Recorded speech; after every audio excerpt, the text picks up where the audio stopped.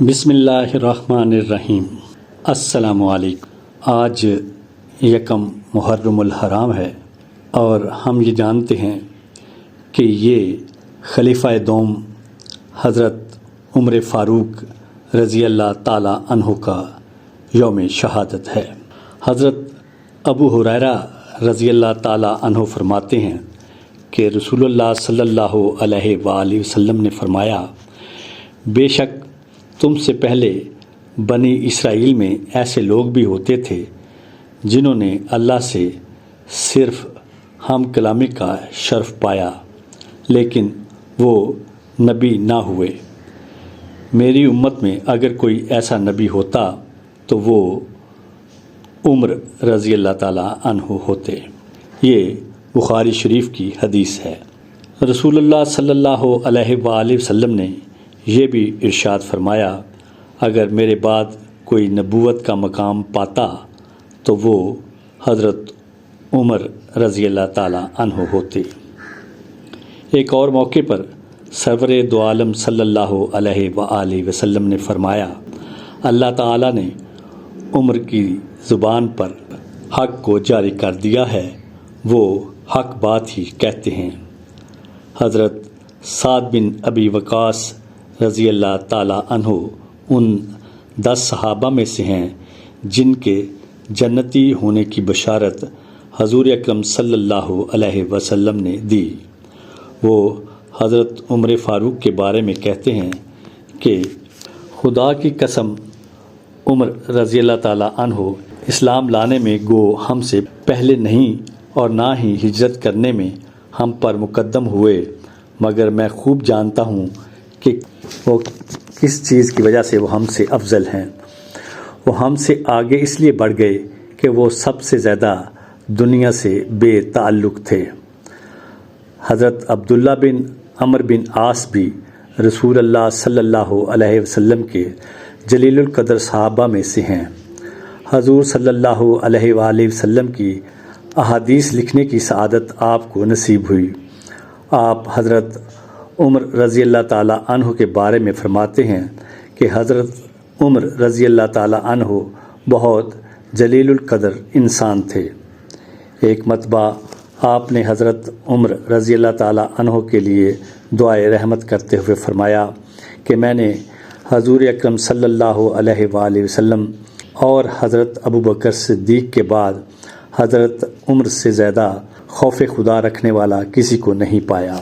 خلیفہ دوم مراد رسول صلی اللہ علیہ وآلہ وسلم امیر المومنین سیدنا فاروق اعظم کا نام نامی اسم گرامی عمر فاروق اعظم لقب، والد کا نام خطاب تھا۔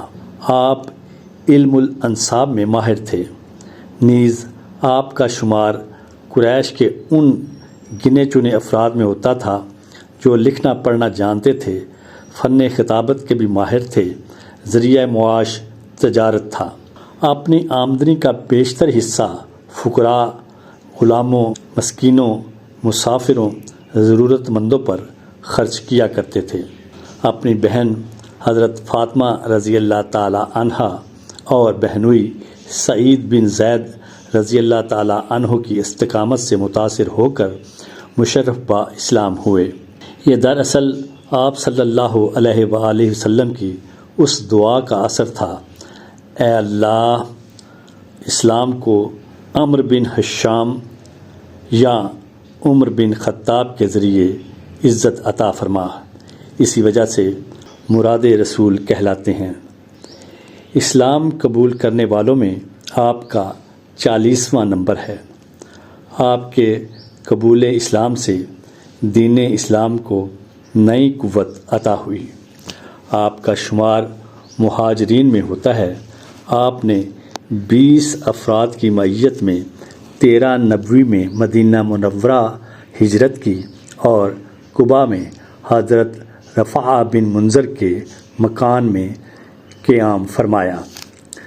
حضرت فاروق اعظم رضی اللہ تعالی عنہ قبول اسلام کے بعد تمام غزوات میں بنفس نفیس شریک ہوئے اور جرأت و بہادری کے جوہر دکھائے۔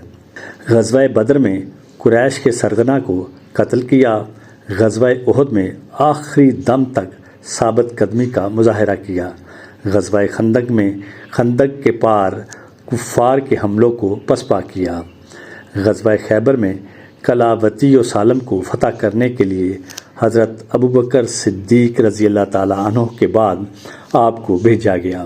فتح مکہ کے موقع پر حضور اکرم صلی اللہ علیہ وآلہ وسلم نے خواتین سے بیعت لینے پر آپ رضی اللہ تعالیٰ عنہ کو مامور کیا۔ غزوہ تبوک کے موقع پر اپنے گھر کا آدھا مال لا کر خدمت اقدس میں پیش کر دیا۔ حضرت ابوبکر صدیق رضی اللہ تعالیٰ عنہ کی وفات کے بعد خلیفۃ المسلمین مقرر ہوئے۔ آپ نے امور خلافت چلانے کے لیے مہاجرین و انصار کی مجلس شورا قائم کی۔ اس حیثیت سے آپ اسلام کے شورائی نظام کے بانی ہیں۔ ملک کو 8 ڈویژنوں میں تقسیم کر کے ان پر حاکم اعلیٰ اور گورنر مقرر کیے۔ کاتب، کلیکٹر، انسپکٹر جنرل پولیس، افسر خزانہ، ملٹری اکاؤنٹنٹ جنرل اور جج وغیرہ کے عہدے بھی آپ نے مقرر کیے۔ باقاعدہ احتساب کا نظام قائم فرمایا، زراعت کی ترقی کے لیے نہری نظام جاری فرمایا، تالاب اور ڈیم بنوائے اور آب پاشی کا ایک مستقل محکمہ قائم فرمایا۔ بنجر زمینوں کے آباد کاروں کو مالکانہ حقوق دیے، سرونٹ کوارٹرز، فوجی قلعے اور چھاؤنیاں، سرائے، مہمان خانے اور چوکیاں قائم کرائیں۔ کوفہ، فسطاط، تیرا اور موصل سمیت کئی عظیم الشان شہروں کی بنیاد رکھی اور انہیں آباد کیا۔ فوج اور پولیس کے نظام میں اصلاحات کی اور انہیں منظم کیا۔ بہترین نظام عدل و انصاف قائم کیا جو ضرب المثل کی حیثیت رکھتا ہے۔ سن ہجری کی بنیاد رکھی، مساجد کے ائمہ، مؤذنین، فوجیوں اور ان کے اہل خانہ اور اساتذہ وغیرہ کی تنخواہیں مقرر فرمائیں۔ اس کے علاوہ مردم شماری، زمین کی پیمائش کا نظام، جیل خانے، صوبوں کا قیام، لاوارث بچوں کے وظیفے کا اجراء، مکاتب قرآنی کا قیام، نماز تراویح کا باقاعدہ آغاز وغیرہ آپ کے دورہ خلافت کی یادگاریں ہیں۔ حضرت عمر فاروق رضی اللہ تعالیٰ عنہ نے 22 لاکھ مربع میل پر حکومت کی اور آپ کی مدت خلافت تقریباً 13.5 سال بنتی ہے۔ عراق اور شام پر لشکر کشی کر کے اسلام کا علم لہرایا، ایک لشکر بھیجا جس نے مجوسیوں کو عبرت ناک شکست دی اور رستم کی سازشوں کا قلعہ کما کیا۔ جنگ قادسیہ کے 3 کامیاب مارکوں نے دشمن کی کمر توڑ کر رکھ دی۔ ان کی قیادت حضرت سعد بن ابی وقاص، نعمان بن مکرن اور قعقاع بن عمر الغفاری رضی اللہ تعالیٰ عنہما نے کی۔ جنگ نہمند آپ کی خلافت میں لڑا جانے والا آخری مارکہ تھا جس نے دشمن کی کمر توڑ کر رکھ دی۔ دمشق، اردن، حما، شیراز، مارت النعمان، بالبک، حمص، شام کا اکثر حصہ، بیت المقدس اور اس کے آس پاس کے علاقے، مصر، فسطاط، اسکندریہ، کیساریہ، آذربائیجان، طبرستان، کرمان، مکران اور خراسان وغیرہ آپ کے دور خلافت میں فتح ہوئے۔ ایران کا اکثر حصہ چونکہ آپ کے دور خلافت میں فتح ہوا، جس کی وجہ سے انہوں نے اپنے جذبہ انتقام کو سرد کرنے کے لیے آپ کے قتل کی سازش تیار کی۔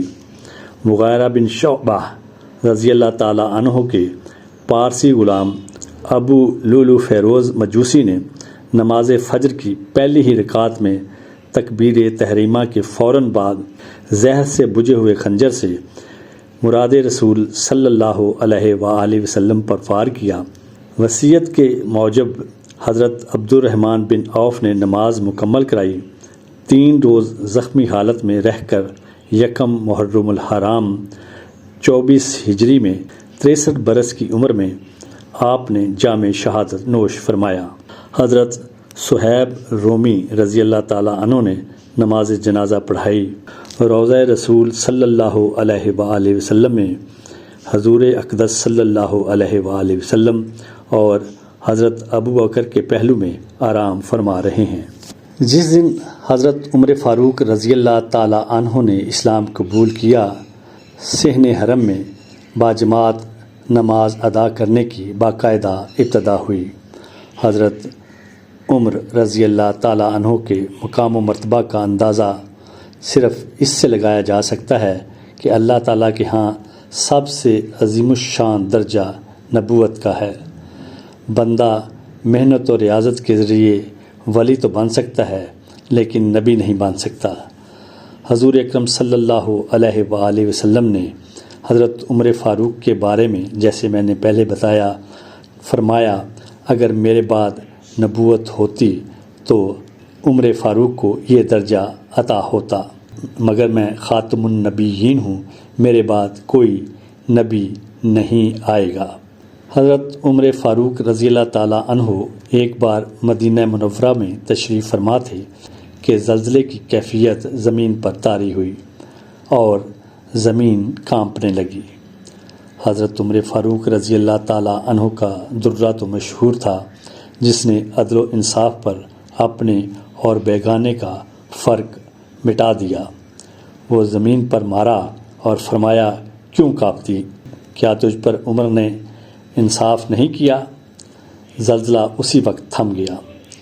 زمین کا تھم جانا اس بات کی گواہی تھا کہ آپ رضی اللہ تعالیٰ عنہ نے انصاف کا حق ادا کیا، اور علماء سلف میں یہ بات مشہور ہی ہے کہ حضرت عمر فاروق رضی اللہ تعالیٰ عنہ کے عدل اور محدثین کے اسفار کے وسیلے سے جو دعا مانگی جائے اللہ تعالیٰ اسے شرف قبولیت سے نوازتے ہیں۔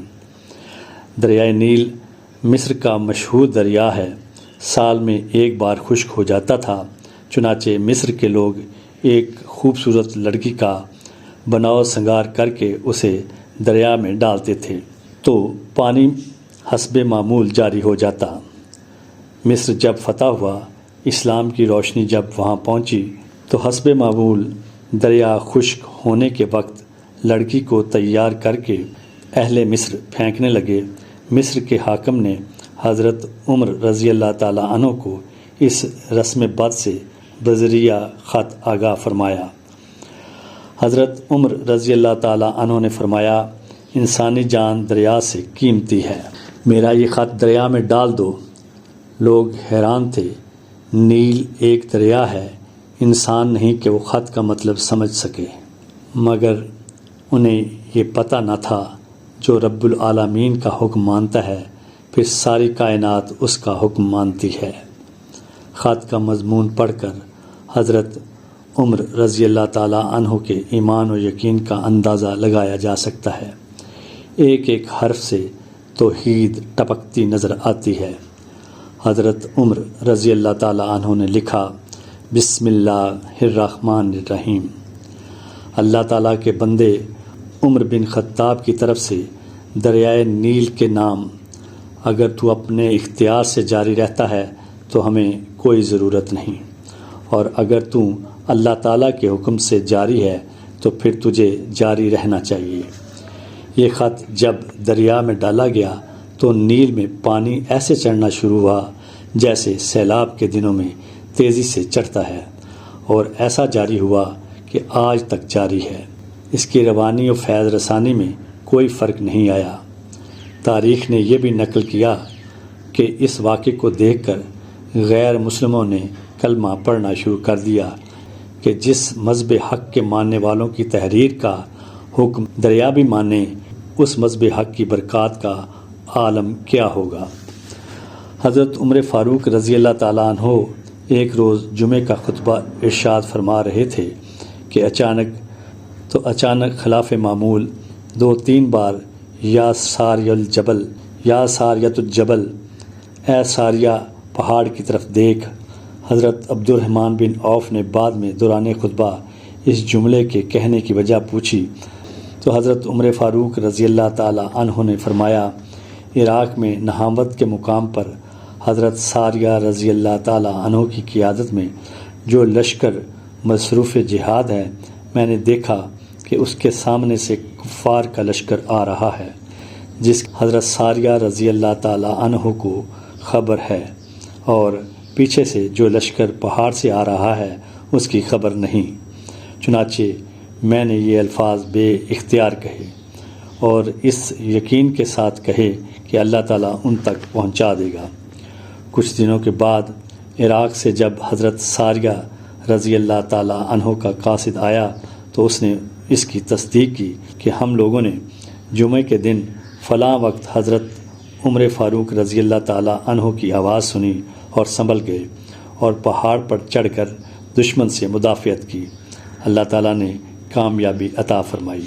حضرت عمر فاروق رضی اللہ تعالیٰ عنہ خطبہ ارشاد فرما رہے تھے۔ دوران خطبہ آپ رضی اللہ تعالیٰ عنہ نے اچانک فرمایا، میں حاضر ہوں۔ تمام صحابہ رضی اللہ تعالیٰ عنہ کچھ سمجھ نہ سکے۔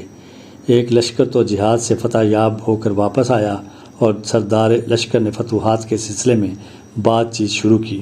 حضرت عمر فاروق نے فرمایا، باقی باتیں بعد میں ہوں گی، پہلے یہ بتاؤ تم نے سردی کے موسم کا لحاظ بھی نہیں کیا اور ایک شخص کو راستے میں حائل پانی کی گہرائی معلوم کرنے کے لیے اس میں اتار دیا۔